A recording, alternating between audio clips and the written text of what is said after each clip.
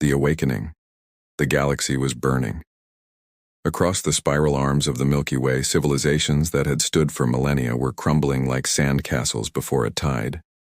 The Vazrik Empire, a force so ancient and merciless that even their name carried the weight of extinction, had returned from the void beyond known space. They came without warning, without negotiation, without mercy. 47 star systems had fallen in 3 galactic cycles. Worlds that had never known war were reduced to ash. Species that had mastered the laws of physics found themselves helpless against an enemy that seemed to exist outside those very laws. The Galactic Council convened an emergency session aboard the luminous Aegis, a station the size of a small moon that floated in the gravitational dead zone between 3 binary stars. Representatives from hundreds of worlds filled the chamber, their forms as diverse as creation itself. Some floated in methane-filled containment spheres, others existed as pure energy, their consciousness projected through crystalline matrices. A few were silicon-based entities whose thoughts moved slower than continental drift, but possessed wisdom that spanned epochs. They were the most advanced beings in known space, and they were terrified. Commander Thelnora of the Ascendant Coalition stood before the assembly, her forearms gesturing to the holographic display that dominated the chamber's center. The display showed the Vazrik advance, a crimson stain spreading across the galactic map like a cancer. Her species, the Velkara, had been spacefaring for 12,000 years. They had seen empires rise and fall, had mediated conflicts between civilizations separated by millions of light years. Nothing in their long history had prepared them for this. "The situation is terminal," Thelnora said, her translated voice carrying the harmonics of despair. "Our fleets cannot match their numbers. Our weapons barely scratch their shields. Our best tactical minds have analyzed every battle, every engagement. The conclusion is unanimous. We are losing this war. Extinction is not a possibility, it is a timeline. Unless we find something new, something the Vazrik have never encountered. We have perhaps 20 cycles before the Council worlds themselves come under direct assault." The chamber erupted in a cacophony of sounds, electromagnetic pulses and pheromone signals that the translation matrices struggled to convert into coherent meaning. Fear had many languages, but its essence was universal. A scout captain named Jermak rose from the lower tiers, his scaled form catching the ambient light. "There may be an option," he said, his voice cutting through the chaos with the clarity of desperation. "My vessel recently completed a survey of uncharted sectors in the Orion Spur. We discovered a world, primitive by our standards, barely into its atomic age. But the inhabitants, they were engaged in a global conflict when we observed them. The scale of violence, the innovation in their warfare, the sheer relentless nature of their combat. It was unlike anything in our databases." Thelnora's sensory stalks focused on him. "You are suggesting we recruit a pre-contact civilization? That violates every protocol established since the founding of the Council." "The protocols assume we have a future to protect," Jermak replied. "I witnessed these beings, these humans, fight with a ferocity that bordered on madness. They have barely left their own atmosphere, yet they have developed thousands of ways to destroy each other. Their entire history is warfare. While we have spent millennia perfecting art and philosophy, they have perfected the art of survival through conflict. They call their planet Earth." The chamber fell silent. The concept was heretical, dangerous, perhaps even cruel. To expose a developing species to galactic war could doom them, or worse, could transform them into something monstrous. But the alternative was the extinction of everything they had built over millions of years. A vote was called. By the narrowest margin in Council history, the measure passed. 3 months later, by Earth's calendar, the first contact occurred. It happened simultaneously across the planet, carefully orchestrated to reach the leaders of every major nation at once. The ships did not hide. They appeared in the skies above Washington, Moscow, London, Beijing, Berlin, and a dozen other capitals. They were beautiful and terrible. Vessels that seemed to bend light around their hulls, creating auroras in daylight. The message was simple, translated into every human language through technology that made our most advanced computers look like counting stones. Your world has been chosen. The galaxy is at war. We offer you a choice. Join us, fight beside us, and earn your place among the stars. Or remain here, and when the enemy comes, and they will come, face extinction alone. The response from Earth's governments was predictable chaos. Some called it a hoax. Others prepared to fire every weapon they possessed at the alien vessels. Religious leaders declared it the end times or the beginning of salvation. Scientists wept at the confirmation that humanity was not alone. But among the chaos, something unexpected happened. Something the Galactic Council had not predicted because they had never experienced it themselves. Humanity began to unite. Old enemies found themselves in the same rooms, discussing the same threat. The divisions that had seemed insurmountable, the ideologies that had driven men to kill each other by the millions, suddenly became insignificant against the backdrop of cosmic war. It was not instant. It was not peaceful. There were still those who refused to believe, who saw conspiracy where there was only truth.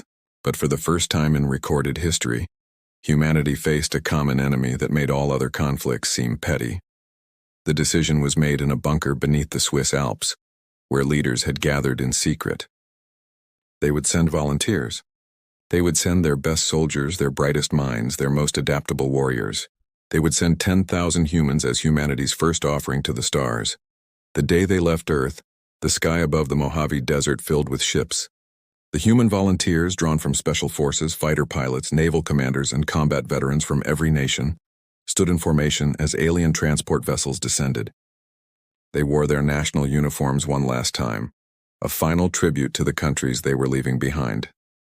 Then they donned the armor provided by the Council, suits that interfaced with their nervous systems and amplified their natural abilities. Colonel Sarah Chen of the United States Marine Corps stood among them, her eyes fixed on the vessel that would carry her away from everything she had ever known. Beside her stood Captain Dmitry Volkov, a Russian Spetsnaz operator who had been her enemy in proxy wars just months before. Now they were brothers in arms against a threat neither could fully comprehend. "You afraid?" Dmitry asked in accented English. Sarah smiled grimly. "Terrified, you?" "Absolutely," he paused. "But also curious. Humans have always wondered if we were alone. Now we know. And we know we are needed." The boarding process was surreal. The interior of the transport vessel was vast, designed to carry thousands of beings from dozens of different species. Humans walked past creatures that defied description, aliens whose biology made no sense according to Earth's understanding of life. Some breathed methane, others communicated through bioluminescence. A few existed in states of matter that had no name in human languages. The stares went both ways. The aliens regarded the humans with a mixture of curiosity and what might have been pity. These primitive creatures, barely capable of leaving their own moon, were being thrown into a conflict that had consumed civilizations a million years more advanced. "Commander," Thelnora addressed the human contingent through the ship's translation system as they departed Earth's orbit. "I will not lie to you. Many of you will die. The Vazrik show no mercy, take no prisoners, recognize no surrender. You are entering a war that has already cost trillions of lives across hundreds of worlds. We have chosen you not because we believe you can win this war, but because we hope you might help us survive it long enough to find another way. You are an experiment born of desperation." She paused, her alien features unreadable but her tone carrying something that might have been respect. "But I have studied your species. I have watched your history. You have survived ice ages and plagues, world wars and weapons capable of destroying your own planet. You have gone from primitive tools to space travel in a geological instant. You possess something we have lost, something we evolved beyond millennia ago. You possess the raw, unrefined will to survive at any cost. Perhaps that is exactly what this war needs." The journey to the front lines took 3 weeks at faster-than-light speeds. During that time, humans trained alongside their alien counterparts. They learned to use weapons that fired compressed plasma and rifles that manipulated gravitational fields. They studied the Vazrik, watching footage of battles that made the worst of Earth's wars look like playground scuffles. The enemy was relentless, their tactics brutal but effective.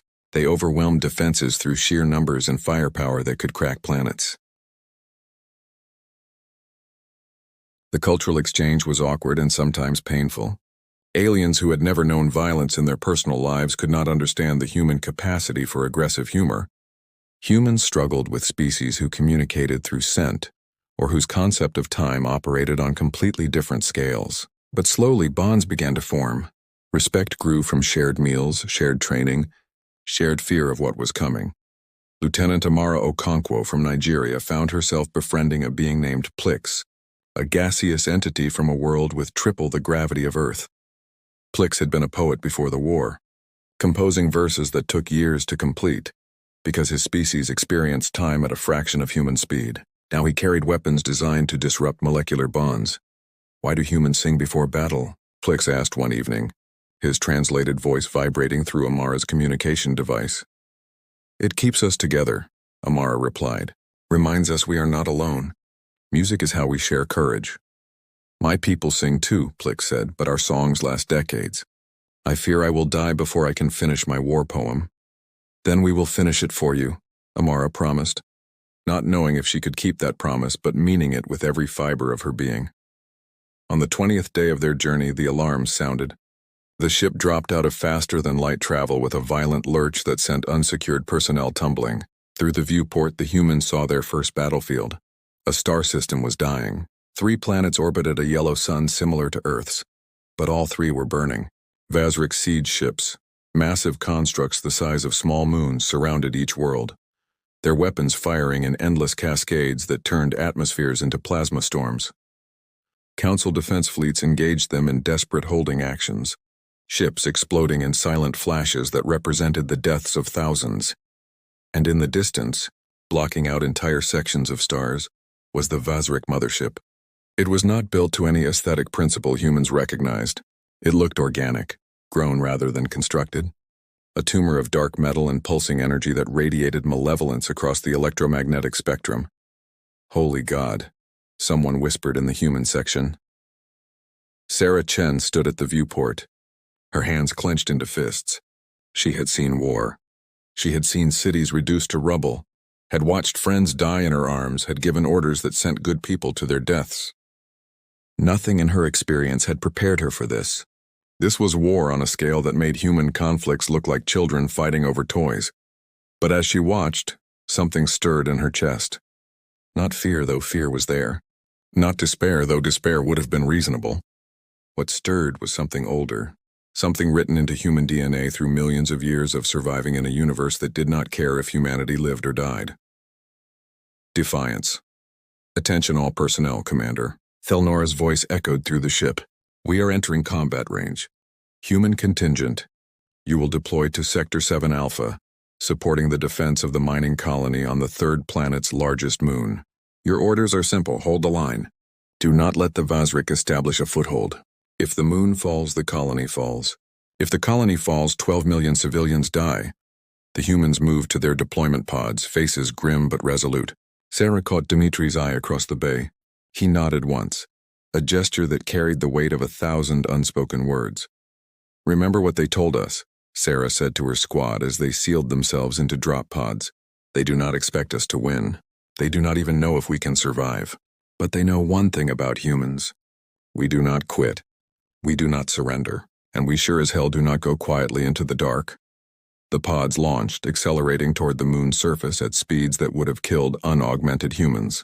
Through the small viewport, Sarah watched the battle raging around her.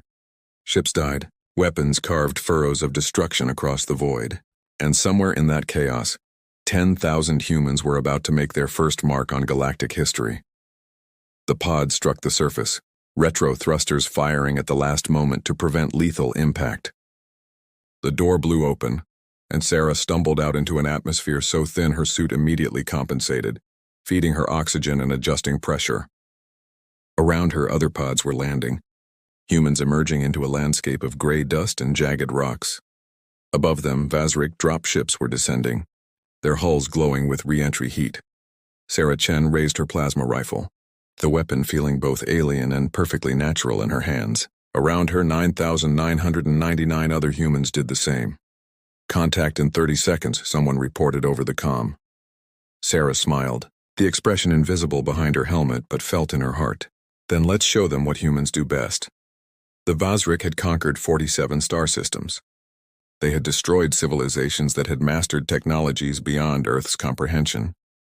They had faced warriors from 1,000 worlds and crushed them all beneath their relentless advance. But they had never faced humanity, and the galaxy was about to learn that there are some species you should never underestimate, especially those who learn to walk by first learning to fight. The battle for the moon began with the sound of human war cries echoing across an alien world, and the cosmos held its breath to see what these newcomers could do. Everything was about to change. The turning tide. The first Vazrik soldier that emerged from the dropship was something out of humanity's darkest nightmares. It stood 3 meters tall, its exoskeleton a fusion of biological armor and mechanical augmentation that blurred the line between organism and machine. 6 limbs ending in razor-sharp talons scraped against the lunar rock as it moved with a predator's grace. Its head, if it could be called that, was a mass of sensory organs that glowed with a sickly yellow bioluminescence. No eyes, no mouth, just a collection of receptors that detected everything from heat signatures to electrical impulses to fear. Behind it came dozens more, pouring from the dropships like a tide of chittering death. Sarah Chen had fought insurgents in mountain caves and hostile forces in urban warfare. She had seen enemy combatants who fought with religious fervor and opponents who used children as shields. None of it had prepared her for the primal terror that gripped her chest as the Vazrik charged. But terror was an old companion to humanity, and humans had learned long ago how to function through it. "Open fire," she roared, and the lunar surface erupted in plasma fire. The Council-issued weapons were devastating, each shot releasing compressed energy that could punch through reinforced steel. The humans fired with the discipline of trained soldiers, but the aggression of warriors defending their home. Plasma bolts caught Vazrik soldiers mid-stride, burning through their armor and dropping them in convulsing heaps. But for every one that fell, 2 more took its place. The Vazrik had numbers. They had been fighting this war for cycles, their forces replenished by conquered worlds forced to provide soldiers or face extermination. They moved with the coordination of a hive mind, adapting to defensive positions in real time, flanking without verbal communication, exploiting weaknesses before the defenders even recognized they existed. Within minutes, the human line was being pushed back. "Fall back to the mining facility," Lieutenant Okonkwo shouted, her voice cutting through the chaos of battle. "We need cover and choke points." The humans retreated in good order, covering each other with suppressing fire, dragging wounded comrades who screamed in pain as Vazrik weapons burned through armor. The mining facility loomed ahead, a sprawling complex of prefabricated structures designed for resource extraction, not combat. They made it inside with seconds to spare, sealing the exterior airlocks just as Vazrik soldiers slammed against them. The metal groaned but held. For now. Captain Volkov checked the facility schematics on his suit display. "We have maybe 10 minutes before they breach. These doors were not designed to withstand military assault." Sarah looked around at her squad. 30 humans down from the 50 who had landed. Faces she had trained with, eaten with, laughed with. Now some of those faces were missing. Left behind on the lunar surface, the first human casualties of a galactic war.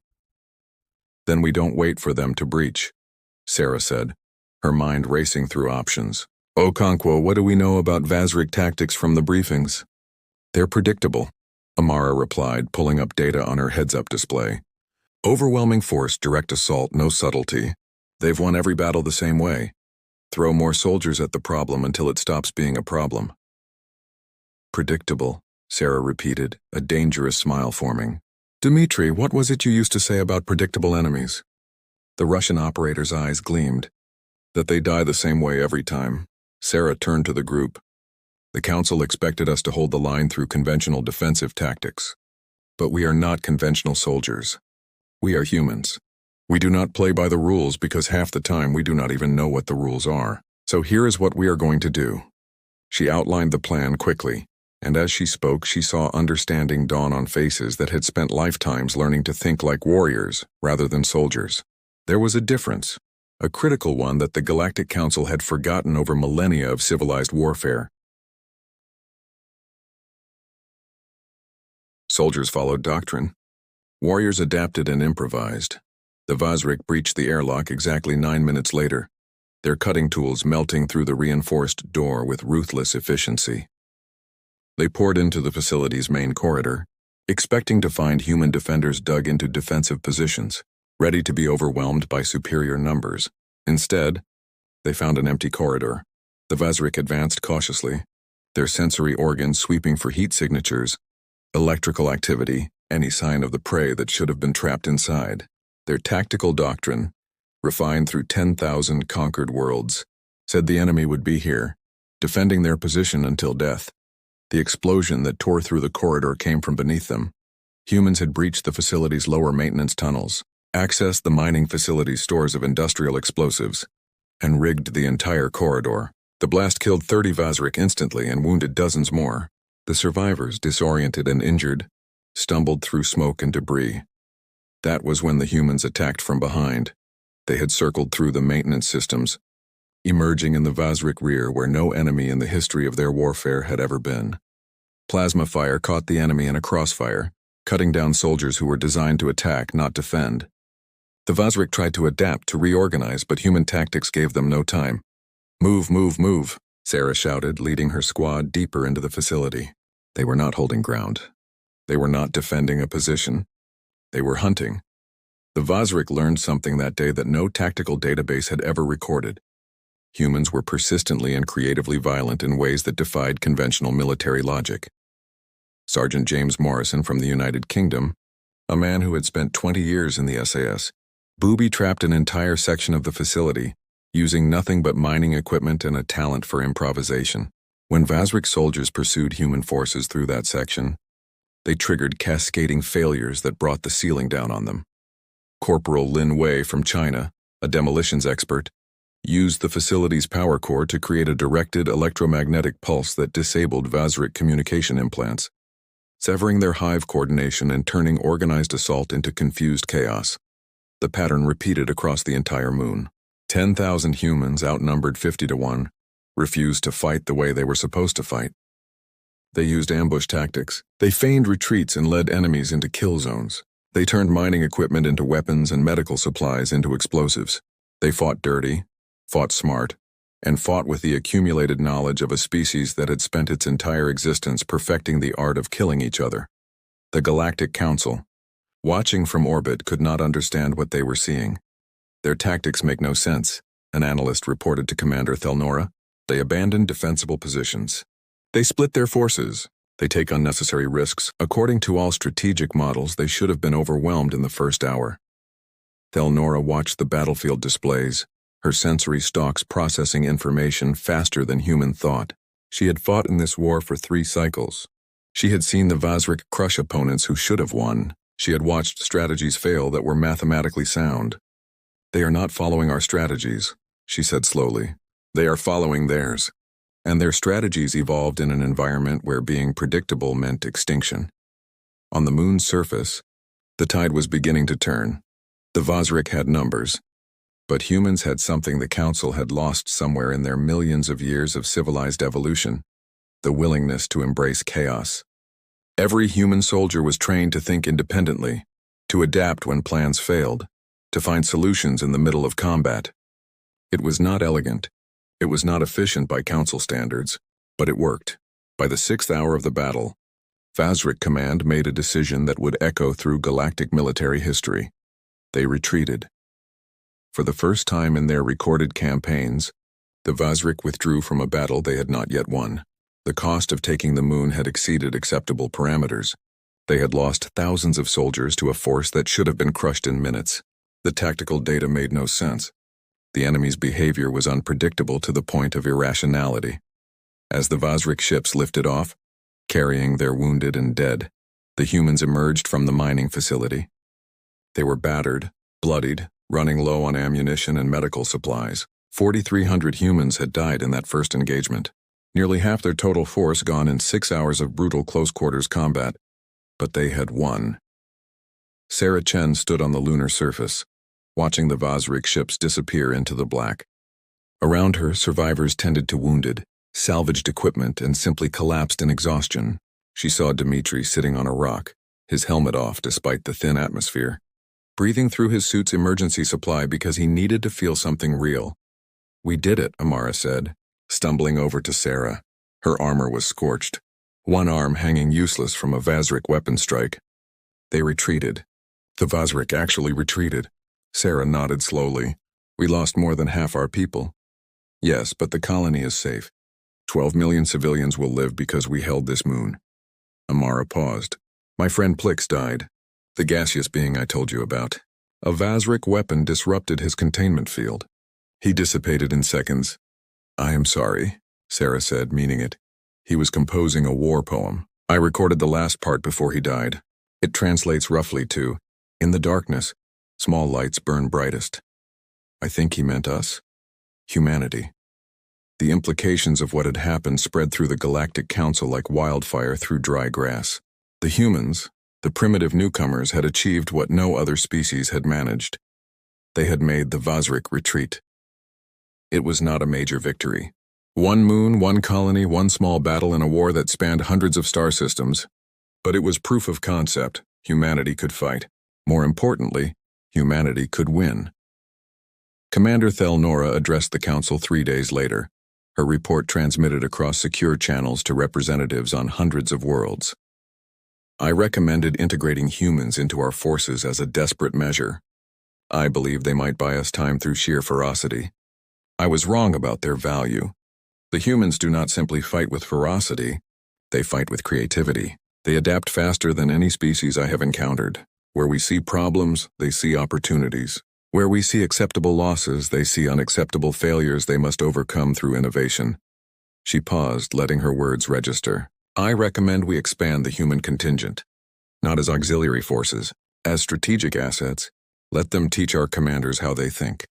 Let them inject their unpredictability into our doctrine. The Vazrik have spent this entire war analyzing our tactics and developing counters. They cannot analyze tactics that change constantly, that refuse to follow logical patterns." The Council debated for 2 full cycles before approving the expansion. Political concerns, ethical questions, fears that humanity might become too dangerous if given too much power, all these factors weighed against the simple truth that they were losing the war, and humanity represented a new variable. 6 months later, by Earth calendar, another 100,000 humans departed for the stars. They came from every nation, every background, every military tradition Earth had developed. Special forces operators and fighter pilots, naval tacticians and guerrilla warfare specialists, combat engineers and psychological operations experts. They brought with them thousands of years of accumulated knowledge about how to fight, how to survive, how to win when victory seemed impossible. The Vazrik Empire, ancient and terrible, began to encounter something they had never faced. Uncertainty. Human-led operations started appearing across multiple fronts. A raiding force commanded by a former Navy SEAL captain destroyed a Vazrik supply depot using tactics borrowed from Viking raiders. A defensive coordinator from India's military restructured an entire sector's defense grid based on principles from ancient fortress warfare, combined with modern network theory. A psychological operations specialist from Israel launched a campaign that convinced 3 Vazrik-occupied worlds to rebel simultaneously, tying up enemy forces that should have been attacking Council positions. The Vazrik adapted as they always had, but for every adaptation, humans found a counter-adaptation. It was evolution in real time, 2 species locked in a struggle where the rules changed daily. The turning point came at Cronus Station. Cronus was a fortress world, a planet converted over millennia into an impregnable defensive position guarding one of the major hyperspace lanes into Council space. If Cronus fell, the Vazrik would have a direct route to 15 populated systems representing over 200 billion lives. The Vazrik committed their full might to taking it. 3 siege fleets, over 10,000 capital ships, millions of soldiers.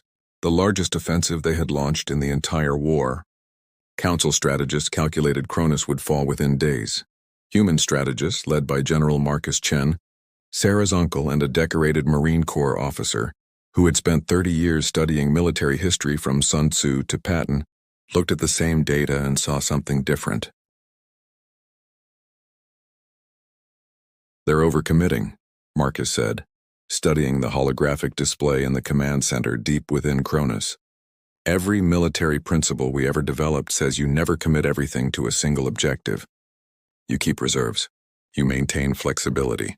The Vazrik are so certain they'll win, they've staked everything on this battle. Because they have always won battles like this," Commander Thelnora replied. She had requested Marcus personally, had learned to trust human strategic thinking despite its apparent madness. Their tactics are sound. Overwhelming force concentrated on a single point. "Sound if your enemy fights defensively," Marcus said. But what if we don't defend Cronus? What if we use it as bait? The plan was insane by council standards. Evacuate Cronus's defenders, all except a skeleton force designed to make the Vazrik believe they were facing standard resistance. Let them commit their forces to the siege. Then, while they were locked in attacking a fortress that was deliberately putting up only token resistance, launch a counteroffensive targeting every Vazrik supply line, command post, and logistics hub within 100 light years. You would sacrifice Cronus? Thelnora asked, horrified. No, Marcus replied. I would sacrifice the idea of Cronus. Let them have the planet. By the time they realize it's a trap, their entire offensive will be running on fumes. Their command structure will be in chaos and their forces will be too committed to retreat. The council approved the plan with deep reservations. To intentionally lose ground went against every strategic principle they had developed over millions of years. But they had learned to trust human tactical thinking, no matter how uncomfortable it made them. The siege of Cronus lasted 3 weeks. The Vazrik threw everything they had at the fortress world, certain that once it fell, nothing could stop their advance into council space. They lost ships by the hundreds, soldiers by the millions, but slowly, inevitably, Cronus's defenses crumbled. The day the Vazrik planted their banner on Cronus's capital declaring victory was the day they lost the war. Human-led strike forces had spent those 3 weeks systematically destroying the Vazrik's ability to wage war. Supply convoys disappeared. Command stations went dark. Logistics hubs exploded. Reinforcement fleets found their hyperspace routes mined with weapons that shouldn't have been possible to place there. Occupied worlds rebelled as human operatives provided them with weapons and tactical knowledge. The Vazrik forces at Cronus found themselves stranded in enemy territory with no supplies, no reinforcements, and no way home. 3 fleets, 10,000 capital ships, millions of soldiers all cut off and dying slowly.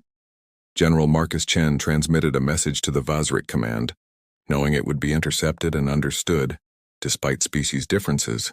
You were so focused on taking the castle, you forgot to protect your kingdom. Surrender now, and your forces will be treated as prisoners of war. Continue fighting and you will simply starve. The Vazrik had never surrendered in their recorded history, but they had never faced an enemy who fought the way humans fought, who turned warfare into an art form that transcended simple violence and became strategic poetry. They surrendered. The war did not end that day. The Vazrik Empire was vast, their forces scattered across hundreds of systems. But the surrender at Cronus broke something fundamental in their military doctrine. They had believed themselves invincible through superior numbers and relentless aggression. Humanity had proven that doctrine was not invincible, merely predictable. And predictable enemies could be defeated. Over the following year, human tactical innovations spread throughout the Council's military. Alien commanders who had never questioned their training for thousands of years learned to think like humans, to embrace chaos, to view warfare not as a mathematical equation, but as a dynamic puzzle that required constant creativity. The final battle for Vazrik Prime, their homeworld, was a combined operation that involved 200 species fighting alongside each other. But it was a human, Colonel Sarah Chen, who led the final assault.